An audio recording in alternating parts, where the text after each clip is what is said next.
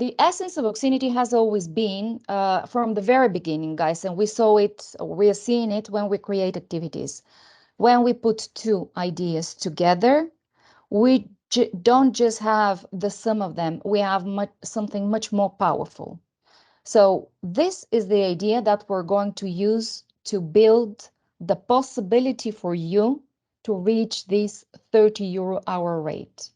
So if Oxinity serves a purpose, let me in the growth area, in the growth mode, it is this.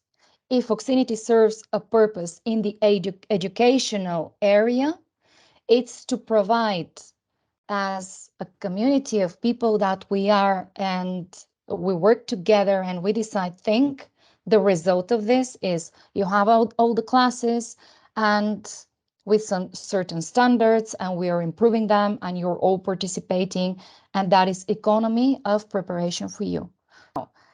Are you aware of the difference between your rate and your students' rate? Are you aware of how much your students would pay, for instance, if they were to choose the open web classes? Do you know